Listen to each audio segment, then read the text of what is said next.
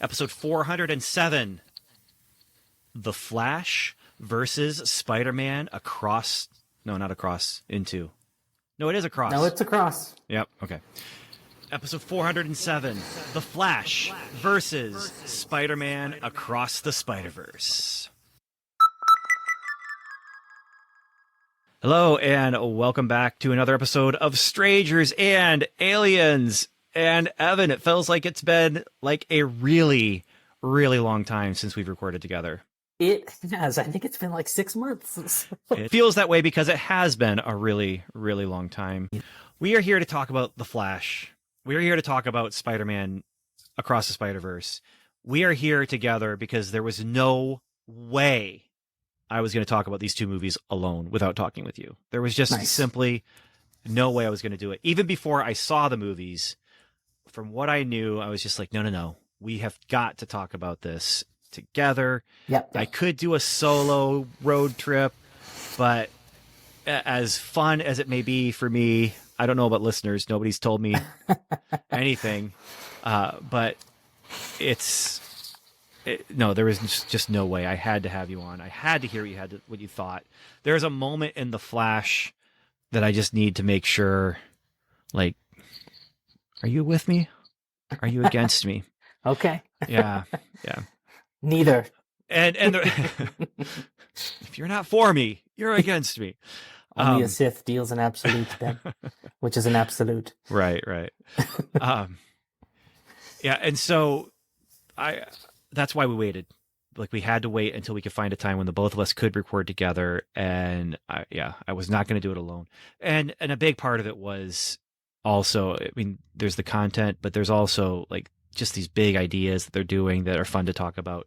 But then the other thing is, then I don't know what your timing was. We'll talk about theater experience, but the timing for me was I saw Spider-Man a little bit late. I didn't see it opening weekend. And I ended up seeing Spider-Man the day before I went and saw The Flash. And it just really struck me about just how similar some of the concepts and ideas that they're playing with were. Although one went all out crazy, just completely crazy, and the other didn't. But Ben, I don't know which one you're talking about, because I think they both went crazy. I thought they both went bananas. I don't think they both went bananas. I think the one, and once I say this, you'll know exactly which one I'm talking about, but I think the one played it a little too safe. Okay. And the other one had my favorite cinematic Easter egg of all time ever. Oh, by the way, let's talk spoilers. We're going to be spoiling these two movies. So no spoiler Oregon. This is it. Maybe we'll do a spoiler Oregon. Maybe, but we'll let you know when we're transitioning. So like right now, we're going to go ahead and just talk about our experience going, what happened. Because I had a weird experience happen at both theaters, and it was in two different states. So it was the same experience. The same weird thing happened in both theaters. I guess we should play the organ. I just don't have the organ loaded up for the video that we're doing right now. But it'll be on the podcast. No, I do. I do have it. Oh. Ooh, this might be exciting. Movie magic. So we're not going to give it a rating or anything. We're just going to... We'll do what we normally do, I guess. We'll do both of them, and we'll give it a rating, and we will talk about who we would recommend it to. Yeah, this is the parking lot version of things before we've left the parking lot to drive home, and we talk about spoilers. So, yeah. Okay, so go ahead. What was your theater experience for these two movies? Well, I can't remember which one I saw first, actually, but for Spider-Man Across the Spider-Verse, I have started a community group here at Focus on the Family, which is basically like extracurricular clubs where we go and watch movies. So I had a bunch of people with me, and we went and saw it in the theater as a club, so that was fun. Yes, and there was one guy from the club where at pivotal points in the movie, this is him. He's looking at the screen. He's looking over at me. Screen, me. Screen, me. To see how I'm going to react. And I'm like, I suppose something important is going to happen in the So he next had seen couple it of before. seconds. Yes. Okay, all right. So, Uh, but we So it's not as bad as my other friend. If you listen to the Welcome to Mainframe podcast for how little that lasted, John Mitchell was my co-host. He is, and he knows this, so I can say this. He's the worst. When you're watching, when you're when you're watching a movie, he's like, "Oh, you're gonna love this part. Get ready. Here it comes." You know, it's like, John, stop talking. Let me watch the movie. that's something you say to someone who's not paying attention to the movie. Like Yeah, that's not yeah. something you say to Evan, who is going to be like completely wrapped up, who's talking to the screen probably. Yeah. I Mm-hmm, mm-hmm. mean, and there's some moments in the Flash where I really want to know, what did you say to the screen at some of these points? Good Because question. I'm yeah. You have to you're quiz me. yeah. So anyway, we saw that as a group, and then I went and saw Flash by myself. Because I, other than the movie club, I don't have anybody to go see movies with here, which is a bummer. Um, so yeah, I just went and saw that by myself and enjoyed it. So I went and saw Spider-Man with my 12-year-old son, and he loves the first Spider-Man, Into the Spider-Verse. It's one Mm-hmm. of his favorite movies. In fact, he would probably say it's in his top three, I think is what he says. Oh wow. And that's without him knowing what his actual top three are. He just knows if he were to have three top movies, Mm-hmm. that would be in his top three. We went and saw that in Michigan. It was at the tail end of one of the camps that I was there for. And so I went and saw it with him and then took him back to the camp. And then I went to drive home. And we went and saw it. It's an afternoon show. It's not opening weekend or anything like that. And so I'm thinking it's going to be great. It's an afternoon show, Thursday afternoon. No one's even going to be in the theater with us. We get there, and there's a Boys and Girls school bus, Boys and Girls Club school bus in front of the theater. And I'm like, oh, there's only one movie I can think of that's out right now that a group from the Boys and Girls Club would be going to see. I hope it's a good group. And they, sure enough, were right behind us. 30 kids, 3 adults. For the most part, it was fun because we could hear them react. Mm-hmm. And so that was for the most part. What was not fun was there were 1 or 2 stinkers in the group who were just doing goofy stuff and getting in trouble. And there was 1 or 2 people who were throwing popcorn. And so they were just throwing popcorn, I'm assuming randomly. I don't think they were targeting us, but it was landing on our lap.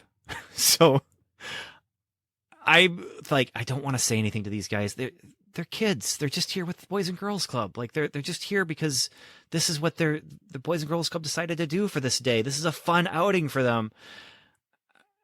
I could handle the talking. I could handle the movement. I could definitely handle the reacting to the actual movie. But the popcorn I could not abide. And so I did turn around and say, would you please stop throwing popcorn at us? And they did. But then a kid did get in trouble, got sent out of the theater. And I felt bad because that meant one of the leaders had to leave. So now you have 29 kids and 2 leaders. But other than that, it wasn't a bad experience. What was funny, and this is hopefully not too much of a spoiler, but the movie ends with "to be continued." Mm-hmm. And it ends abruptly in a really high emotion moment. And when that happened, one of the kids behind us just yells out, "I hate this movie now." So That's great. I can't, I mean, honestly, I'm trying to think of like if I was a kid and it ended like that. It's, I guess, close to maybe Back to the Future 2. The ending of Back to the Future 2. Yeah. Uh, Pirates of the Caribbean too. yeah, although that wasn't when I was a kid. So I'm like, I was a teenager when that came out, and that ends just like that. And we had no idea it was going to be a cliffhanger. but it was still, I loved it. Loved it. And spoiler alert, I love the movie. Okay. Then the next day, I'm back in Indiana, and my son is visiting my in-laws. He's home alone. This is my other son, my 22-year-old son.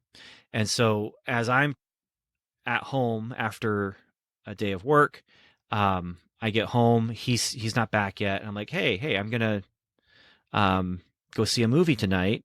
Do you want me to wait for you to come home and we'll go together? And he's like, yeah, that'd be great. He didn't get home then until 9:30 at night. And the next show was at 10:30. And so I'm like, let's do it. Let's go anyway. So we go. It meant we didn't leave the theater until 1:00 in the morning. Yeah. I didn't get home until 1:30. I was beat. Mhm. I was beat. We're waiting for the movie to start. And someone behind us starts throwing popcorn. I am not kidding. I feel it hit my head. And then I look and I feel it and it lands on my lap. And I'm like, what in the world is going on? It was absolutely bizarre. Because I wasn't there, Ben. Yeah. I've never had that happen before in my life, had people randomly throw popcorn at me. I mean, I've seen it happen on TV shows. I've seen it happen in the movies, but I've never had it happen, and it happened 2 days in a row in 2 different states at 2 different movies. Wow. So impressive. Yeah. And then we walked out of the film and we drove the half-hour home, and I was so tired when we got home. So, star rating. What do you give to these 2 movies? Well, let me see the official star rating that I have given on my Letterboxd account. So for The Flash, I gave it 3.5 stars. But nostalgia, looking back on it, not having just exited the theater, I'm leaning towards 4 because I really enjoyed it. And then Spider-Man Across the Spider-Verse, 4.5. That's pretty close to me. I hadn't thought about The Flash, really, about a star rating for that. But 4.5 for Spider-Man Across the Spider-Verse. I don't think it'll get bumped up to a 5. But if they don't stick the landing with the next one, there could be problems. Yeah. Because this one's so high as far as how good it was. This one elevated the first one, and the first one was already great. Like, in my opinion. Mm-hmm. Across the Spider-Verse elevated into the Spider-Verse because the second one was so good, but you're already just looking at this great movie that just gets elevated by a sequel that was, I think, better in a lot of ways. The Flash, yeah, I think you'd be looking at 3.5 from me. For reasons. The nostalgia part, we'll talk about it. Okay. We'll talk about it. Well, I'm just talking about, I wasn't even talking about the nostalgia in the movie. I was just thinking back nostalgically to last month when I watched it. Okay. And I just remember enjoying it a lot. All right. Fair enough. I enjoyed it. I would, again, if you're doing binary, thumbs up, thumbs down, thumbs up for both of them. Definitely. But it's a little more hesitant for The Flash than for Across the Spider-Verse. But I just found it so interesting how both of them were exploring multiverse. Both of them were exploring decisions that can create your alternate characters, and one tackling it more head on, the other one tackling it in a much more subtle. It's a little bit more subtle. And I'll say it right now. Spider-Man Across the Spider-Verse had the Easter egg that I was talking about earlier. Oh, okay. Yeah. Interested to hear what it is. Yeah. Well, let's get to it. Should we play the spoiler organ then? Let's do it. Let's see if this works. Spoilers. Judging by your dancing, it's working. It's working for me. Spoilers. All right.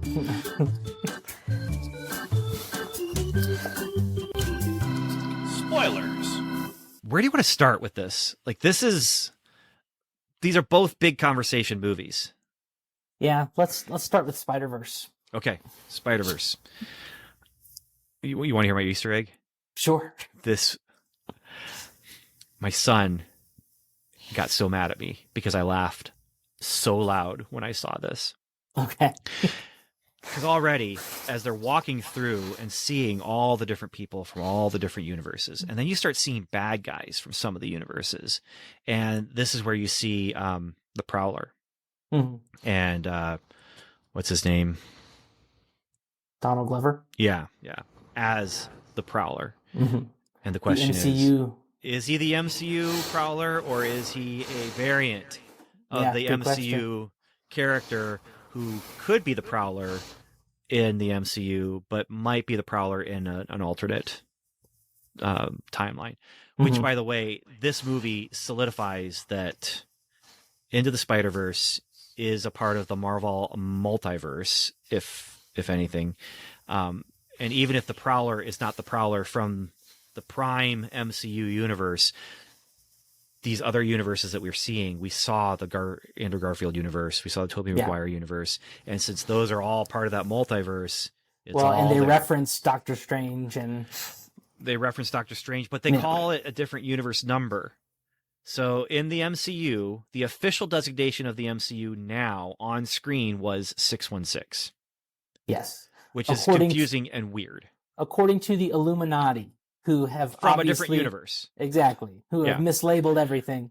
So who knows? So they label it, don't get me started about Doctor Strange and Peter from The universe. little nerd from Yeah, 1999999, however many nines there are. It's Yeah. 19,999. So you're panning across and you're seeing like all these different variations of all these different characters from things like Spider-Man and His Amazing Friends. You know, the cartoon from when in the 80s. It's I think it was Video Man was his name. But next to that guy is a green square head on top of a green rectangle body with two green pixelated sticks for arms. It is Green Goblin from the Atari 2600 Spider-Man game. That Spider-Man game, I spent so many hours playing, and it was so much fun. It's very simple. You're just shooting a web, and you make sure your web has to hit the building and not hit the window. And if there's a bad guy in the way and he touches your web, he cuts your web. But if there's a bad guy that touches your body, you've captured him. And then you get to the top half of the building and there's bombs. And then you get to the very top of the building, and right underneath the bomb that's going to blow up the building itself, it's the big bomb you have to deactivate, is Green Goblin sliding across the screen. You can't do anything to him. You have to go around him to hit the bomb, and then the bomb is deactivated and you go to the next building over. And they're, depending on your difficulty level, you might have to go past Green Goblin at 3 different points on the building. But played it for hours at my cousin's house, got it myself, played it for hours and hours and hours and hours and hours and hours and hours.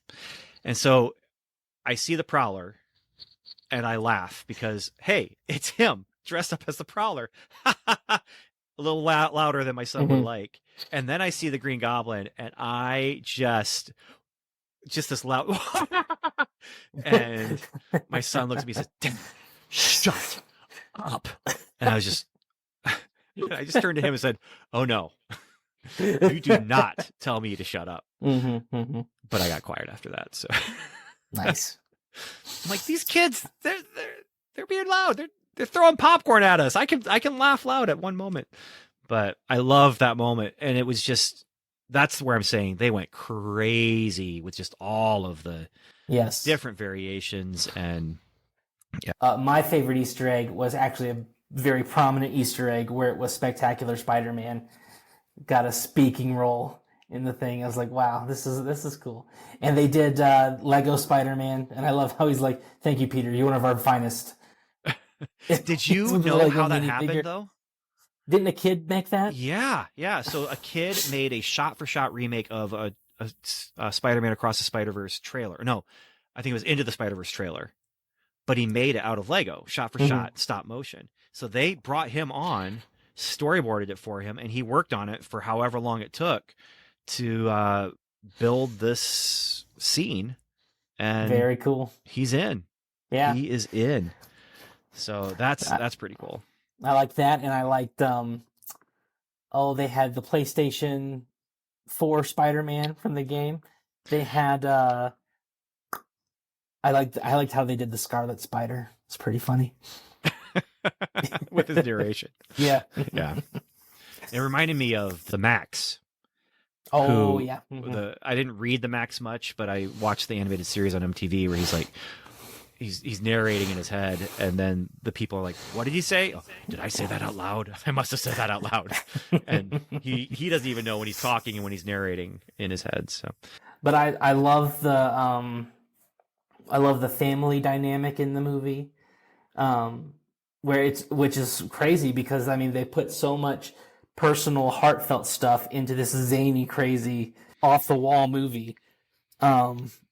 Especially with Miles and his parents, Gwen and her dad, and I loved the meet the parents scene between Gwen and Miles' parents. Very funny. The first one, Yeah. not the second one.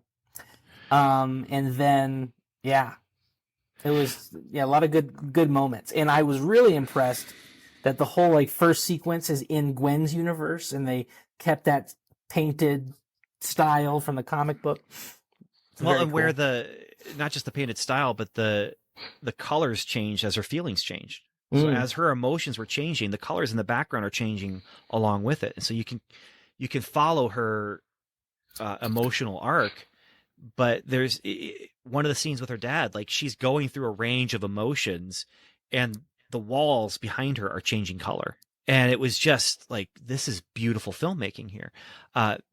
One of the early moments with her dad got me choked up, where he's trying to talk to her. She's not into it because they've been arguing, and then he says something like, are you too punk to give your dad a hug? And before he can even say hug or whatever, she just zoom, and she's right there, and she just like buries herself in his arms, and I'm just like,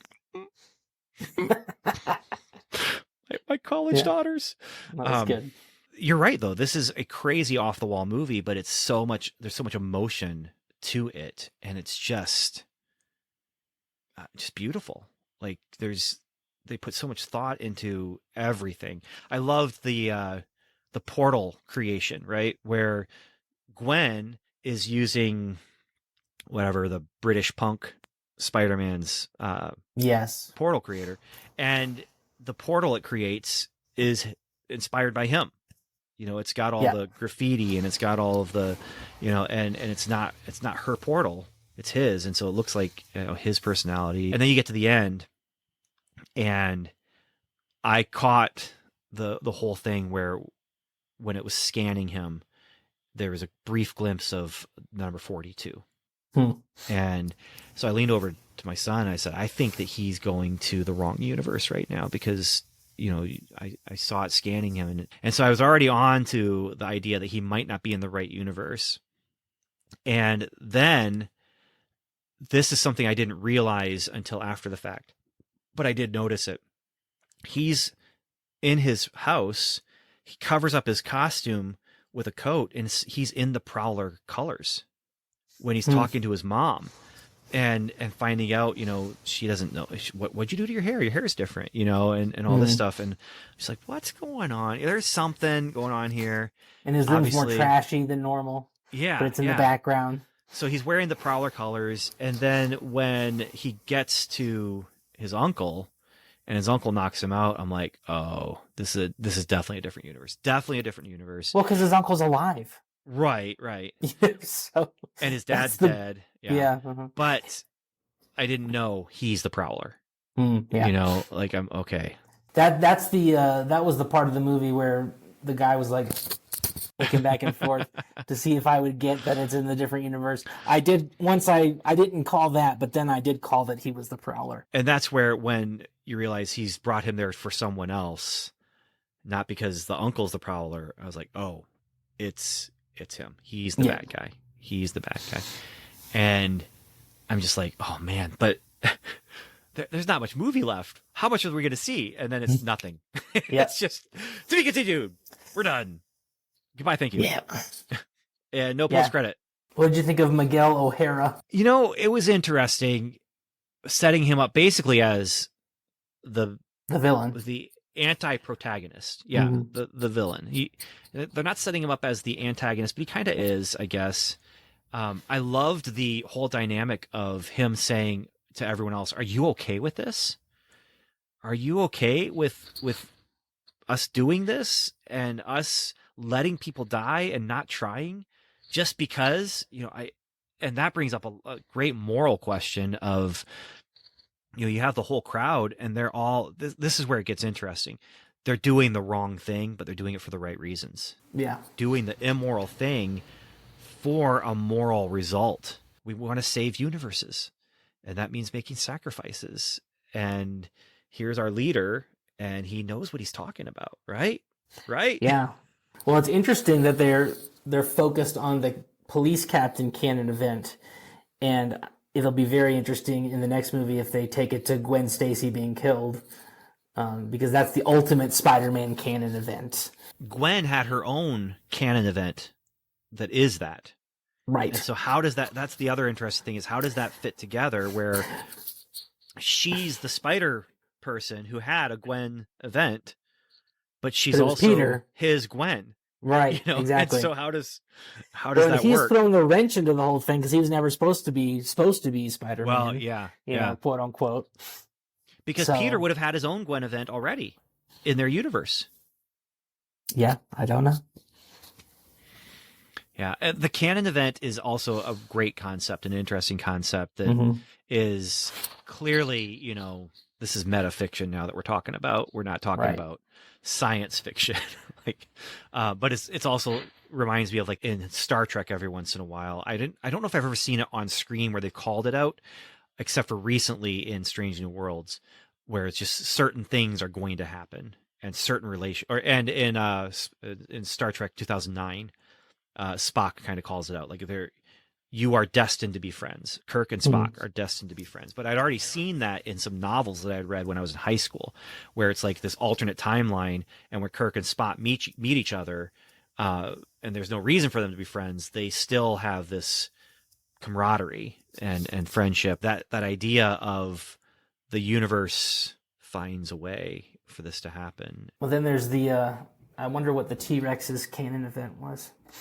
The T-Rex Spider-Man. Well, it could have been just the meteor that wiped out the dinosaurs for him or something. Could be. I mean, you never know where that universe went. But yeah, and well, even the Atari 2600 Spider-Man, like there's no other characters. It's just Spider-Man, Goons, Green Goblin. And his canon event is when someone turned off the Atari. Dude, if you get a chance, you should check out some gameplay for that game too. Because if you miss and fall, or you run out of web fluid, you fall. It's just over for you. And then you hit the ground on your back, and it's just like and the noise that it makes is just this wet splat, like, and that's how every game ends. Like, you can't win the game. There's no end. You hit a point where it's like cycling through building colors, and then you hit a point where I believe it's just every building is pink after that. And it's just, you're going to do the hard one over and over and over again until you die. Wow. Which is Atari 2600 at its core. Atari, yeah. Well, back then, it didn't feel so bad. Now, when you're used to all the narratives of games and you actually can win and defeat and overcome. Yeah. But with Spider-Man and with most games, at some point, one of the YouTube videos I want to make is about Missile Command. Which nice. The only way Missile Command ends is the end of the world. Destruction. Like World War III. Yeah. You cannot put it off. It's just, you play until all your cities are dead. That's it. That's how you finish. But back then we didn't care because it just, we were going for the high score. Like, that's what mattered, going for the high score. But anyway, I don't know what his Atari 2600 canon event would have been, but it would have been something. Otherwise his universe would have been destroyed. I love the way that they introduced it. I love them coming in to fix it. But I also think it's hilarious that they wouldn't recruit Miles because he's not supposed to be Spider-Man, but they literally recruit every single other Spider-Man. Like, the bar is really low to get recruited for that. Didn't they say that he's the one who started all of it in the first place? It might have been, yeah. He's the one who set off the chain reaction because of what he did with Kingpin's stuff. Yeah. Yeah. Or Kingpin's universe. His thing brought over that spider. So, and I really liked what they did with Mumbattan, the Indian Manhattan. Yeah, that was cool. Want to talk about the Flash? Yeah, let's talk about the Flash. Here's my headcanon, is that was not the same Michael Keaton Batman that we got in 1989 Batman and Batman Returns. It just didn't feel like the same universe. I don't know. It just didn't feel. But well, he's in a universe with the Zod from the Zack Snyder universe, so that's interesting. Yeah, I don't know. So here's some of the things I enjoyed about the Flash. I really enjoyed the whole spaghetti thing that he used as the model. Yeah, like that was good. It made sense. It fit the scene because they're having dinner, right. But he's taken the the spaghetti and he snaps it, and then what happens? This happens, and it's just all the spaghetti wound around each other. Yeah, and very very interesting way to look at time paradoxes, where it shifts on a fulcrum instead of taking a fork in the road. Yeah, and that gives you a lot of leeway because you can change things back and forward. Yes. And the question is, how on earth does he know any of that? That's true. That's Michael Keaton, that. Because he's Batman. It also explains how you can have 4 different Batman movies with 3 different Batman actors, but it's still the same universe. Like the Joel Schumacher Batmans are supposed to be from the same continuity as the Tim Burton 2 Batmans, but they changed Batman actors, although they kept, Robin stayed the same in the final 2. Alfred was the same in all 4. Commissioner Gordon. Yeah. And so it's interesting if you look at it like, okay, so we're watching this and what we're not seeing is someone changing time. That's why they look different. And that's just why it's different. Yeah. It's just why he's slightly different, but same. And that allows them to keep, although I don't like this as far as the ramifications for the DC EU or whatever it's called now, or whatever it's going to be called, where like with Flashpoint and New 52, I hated that New 52 kept continuity from some characters and started over completely fresh with others. So Batman kept all this continuity up until that point, except anytime he interacted with Superman never happened. Yeah. And similar with Green Lantern, I think, and Legion of Superheroes. And like I thought Legion of Superheroes, I jumped on Legion of Superheroes with the New 52 because I thought we're getting a brand new start. Flashpoint, which the Flash was based on somewhat, changed the universe, reset at ground zero. And then I'm reading Legion of Superheroes, hoping that this is the time I can get in on the ground floor and not have to know anything about the characters. Nope. Some of these characters are from before and some of them aren't. And I'm not a big fan of that. Yeah. And that's kind of where they're going. But they've made, with the spaghetti, they've created a way where it works. It fits. It works now. You excited about Superman Legacy? Yeah. I'm optimistic. I'm optimistic. Yeah. Did you ever watch Brightburn? Or Brightborn or whatever it was? And I vow never to do that. Yeah, because that was his first take. His first crack at Superman was evil Superboy. Yeah, no thank you. Yeah. That was James Gunn? It was. He wrote it. He didn't direct it. He wrote it. Interesting. Yeah. I enjoyed a bunch of things about this. I really love that they started it off in the hardcore Snyderverse. Like there's no mistaking it. And so therefore this movie is a great transition point from that to whatever they're doing next. And I thought that was fantastic. I love how they had the whole Justice League in it, except for Cyborg. They didn't show. Yeah, it's true. They didn't show Superman's face, but he was still in it. He was sort of, yeah. Yeah. But they had. I mean, his appearance in Shazam was better than his appearance in this movie. We'll just say that. Oh, I don't think so. He was flying in this one. But in Shazam, it was funny.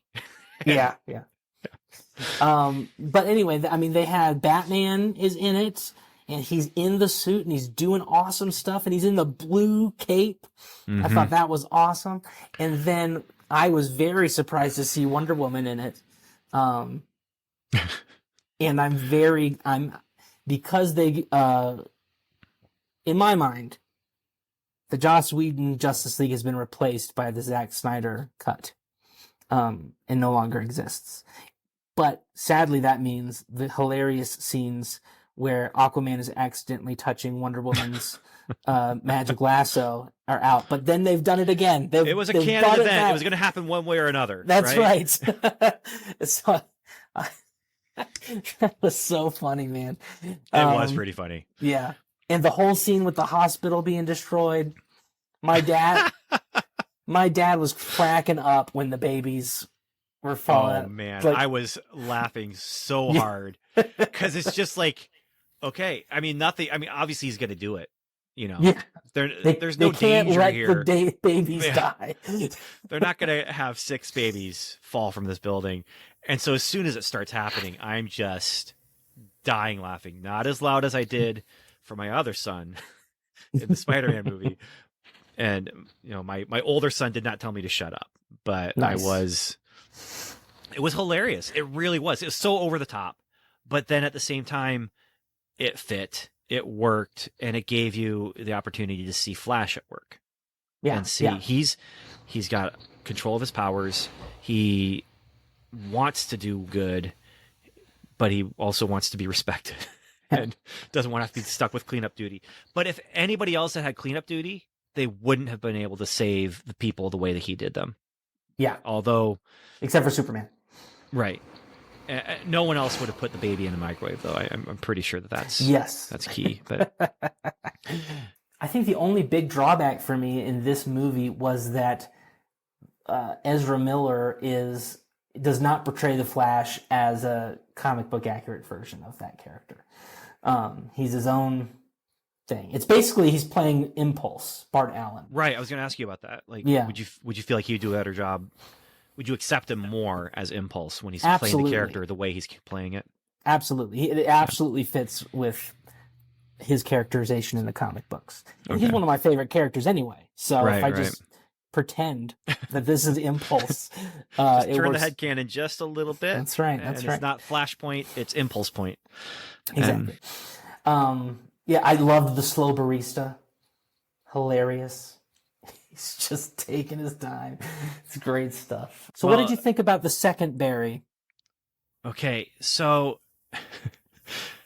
I liked it. I mean, I laughed.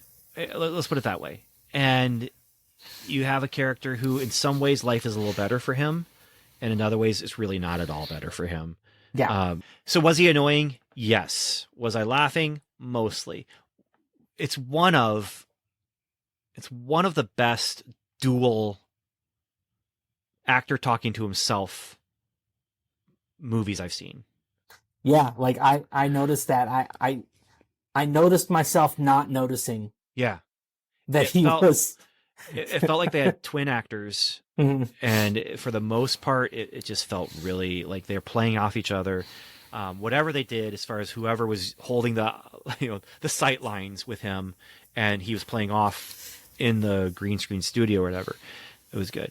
One of the interesting things for me is just what's going on with Ezra Miller in real life, Mhm. where people are calling for him to be canceled, and I don't know what's as far as like what he's doing to be rehabilitated, so to speak. I don't know what he's doing. I know that Warner Brothers has said that he's doing the work. That's what they say. I don't know how true that is. I don't know exactly what's going on with that. What I do know is it's interesting that you have this guy who's done really bad things and who has hurt people for sure. Like no matter what, even if what he did was not illegal, it was harmful. There are people who were harmed by him. But then you are putting that in the context of a movie that's all about, can you reverse choices, and Mhm. what would happen? Who are you if you make other choices, and going back and trying to fix things that went wrong before.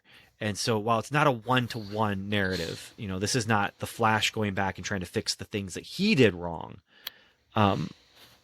But he is trying to, go back and fix things to change time for the better, Yeah. and that's one of the things I appreciate about this movie is, as a time travel movie, while the time travel is not perfect, they set up their own laws for how time travel works. They set up a visual storytelling conceit for how it works and what it looks like, and just like they call it the bowl or whatever, but Yeah, it that was also, really cool. yeah, well, and it reminded me of like onions, like layers of onion, where you have like layer upon layer upon layer It upon layer. reminded me of the very old fashioned animation wheel where it's Oh yeah, you yeah. know you've set up little Mm-hmm. statues in the different motions and you And get spin it it. moving fast enough. It looks Yeah, like they're running or whatever. yeah. Hmm. So I just and for me then, of course, this is one of the few times where I'm watching a movie and the themes of the movie are reflecting the real world stuff of the movie. Again, not a perfect one to one. It's not like they made a movie about can you change. I mean, Iron Man is a movie where it's about a guy overcoming his past and his um, ego and confronting that and maybe growing even a little bit, played by a guy who has been humbled and Hmm. has made changes in his life. And so you have that real world reflection there. But I'm curious to see what happens with Ezra Miller in real life. I feel he, yeah, there's lots and lots of issues going on there, but the the character he played it well. The whole conversation about could they replace Ezra Miller with whatever Grant Grant from Gustin. Grant Gustin. Hmm. No, I mean maybe it could have been played, and maybe if they had shot the whole movie with him, they could have Hmm. replaced it. But as much effects work as was going into this, there was just no way that they could have No, practically.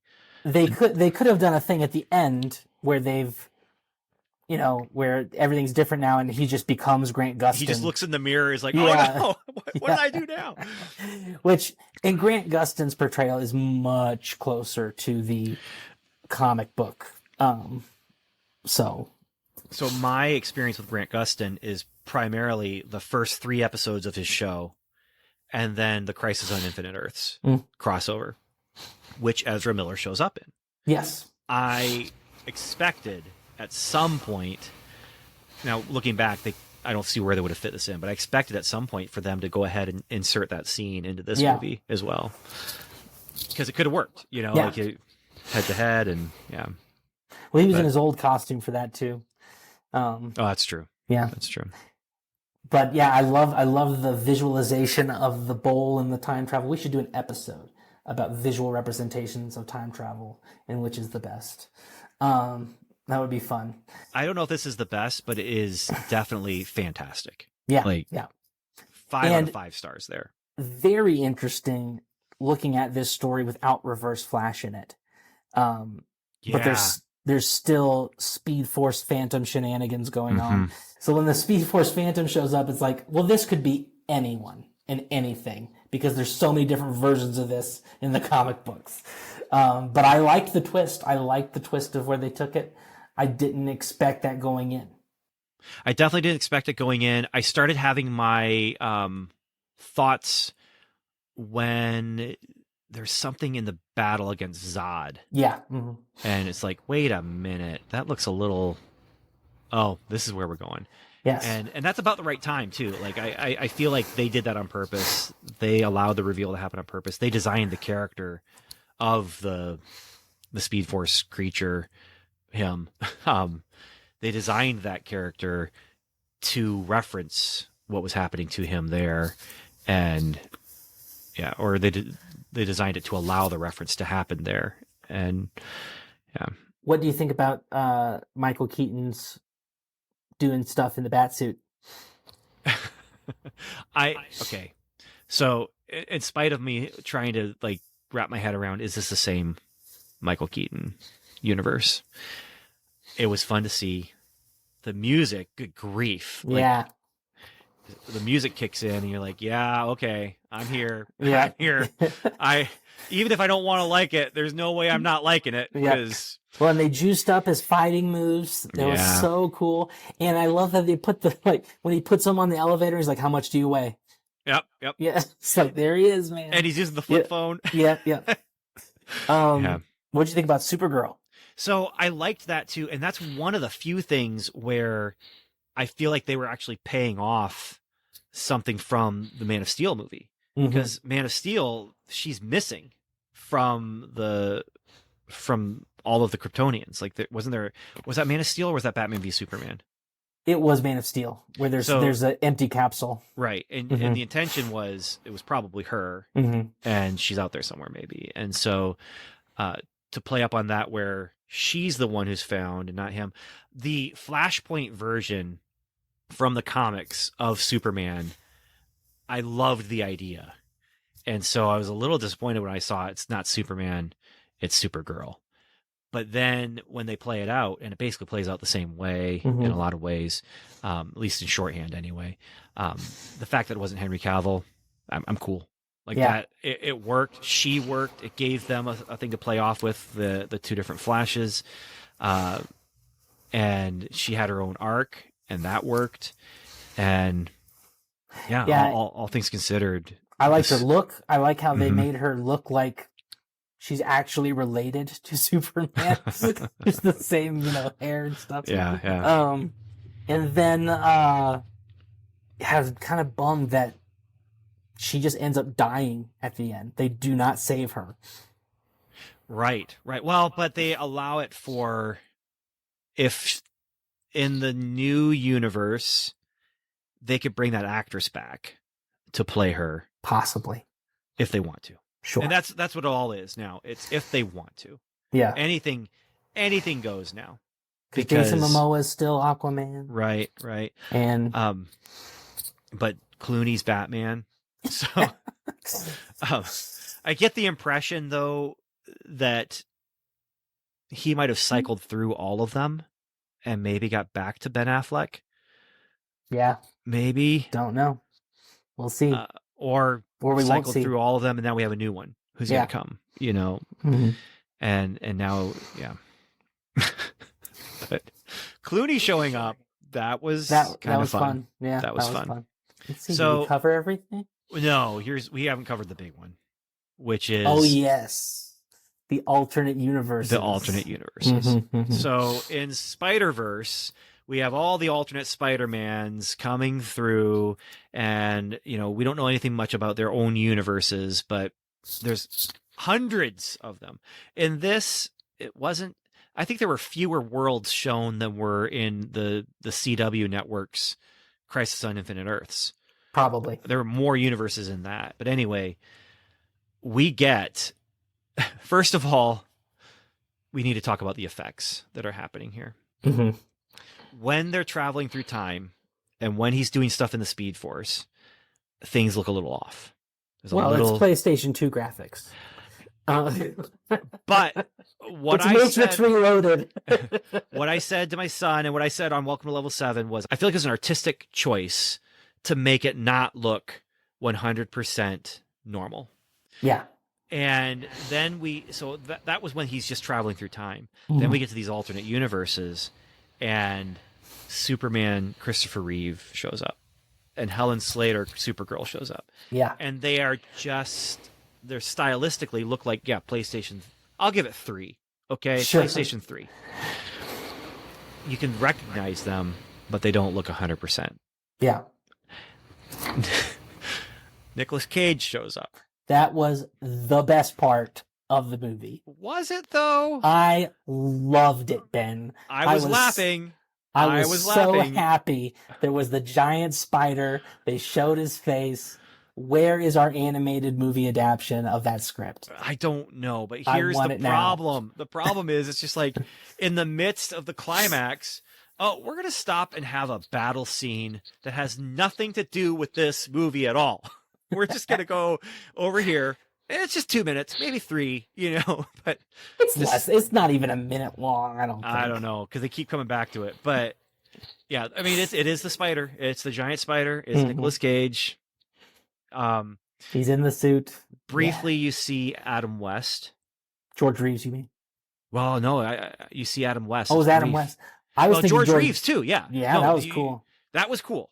And Jay Garrick, who apparently is in the George Reeves universe. But yeah, so that was kind of cool. But then there's a brief where it's panning along, and you see, and then you hear a little bit of the Batman theme, as it's going along, and it's just Batman running. It's just Adam West running, and so they don't focus in on it very long. I don't think. I don't know. I didn't see anyway Linda Carter, Yeah. but you got all these old. So you've got Christopher Reeve, Helen Slater, George Reeves, Clooney. You've got Michael Keaton. You got all these like nostalgic references, and Nicolas Cage, and um, I was and so it's kind happy. of cool. It's Yeah. kind of cool, but in my mind, I'm thinking, I feel like they made the stylistic choice here because they weren't going to be able to do perfect renderings Mm. of these actors, and so they had to do something stylistic. But unfortunately, it didn't come off as a stylistic choice. It Yeah. came off as how are they doing this bad of graphics when YouTubers are doing deepfake?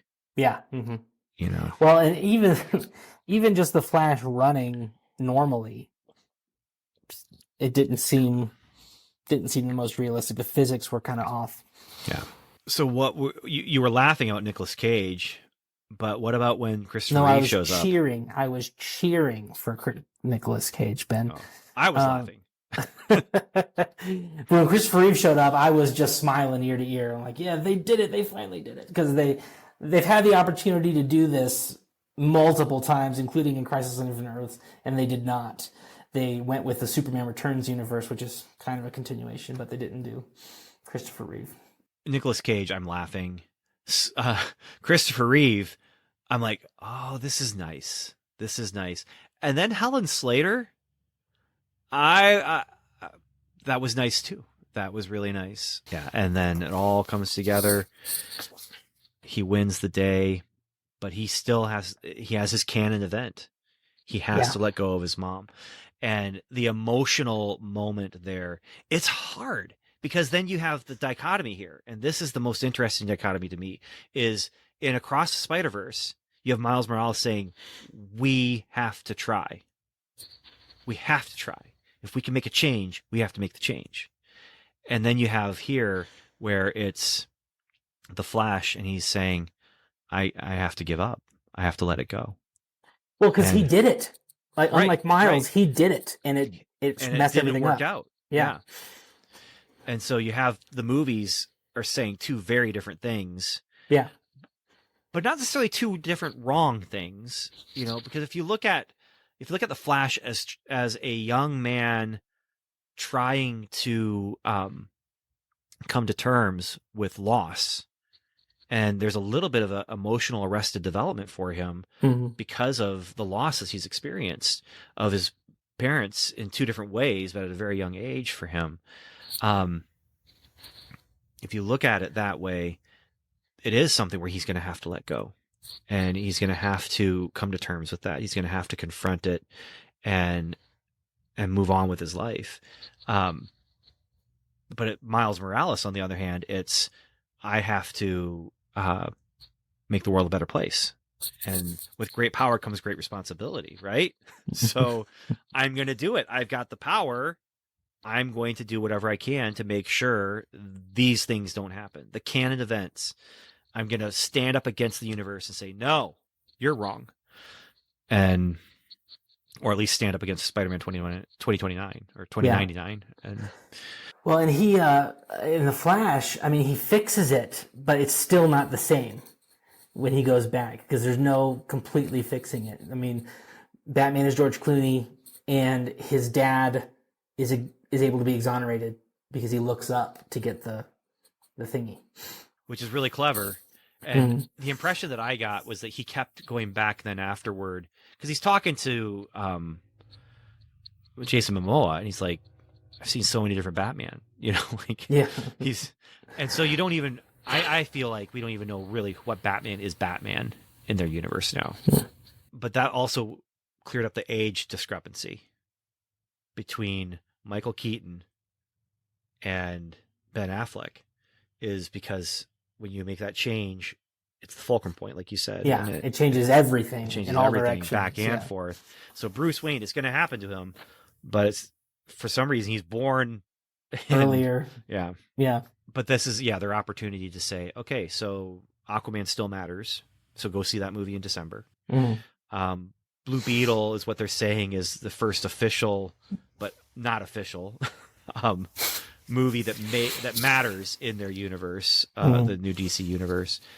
But apparently Suicide Squad and Peacemaker matter because they're doing a second season of Peacemaker. And apparently Waller. I haven't watched it. The Justice League show up in Peacemaker as silhouettes, and they're all the silhouettes from Zack Snyder. They're definitely Zack Snyder, yeah. And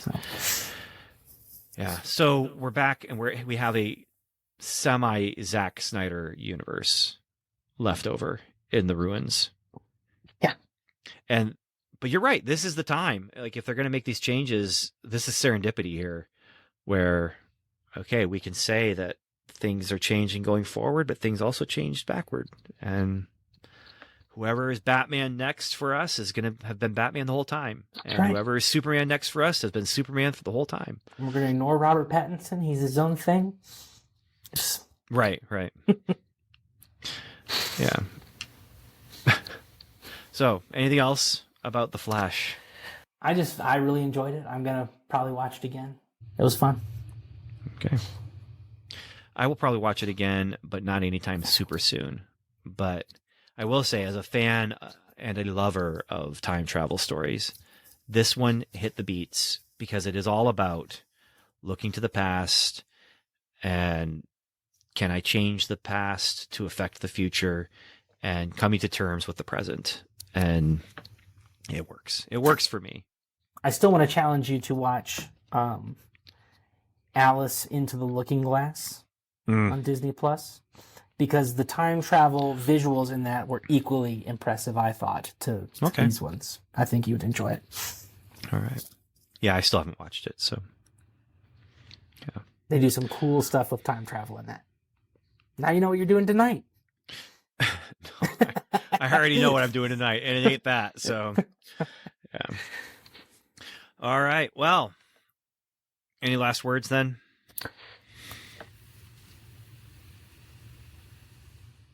Flash, he'll save every one of us. Those are my last words. That'll do. All right. And I want to say, I'm not sure how this is all getting released. We're doing something different by recording video as well, although this will definitely go out to the audio feed first. But thank you for listening and or watching. Thank you for spending time with us. Evan, good to see you again. It's been too long. Man, you too. We'll figure this thing out, though. We'll figure it out. So get back together soon for our 6-month check-in. Yeah.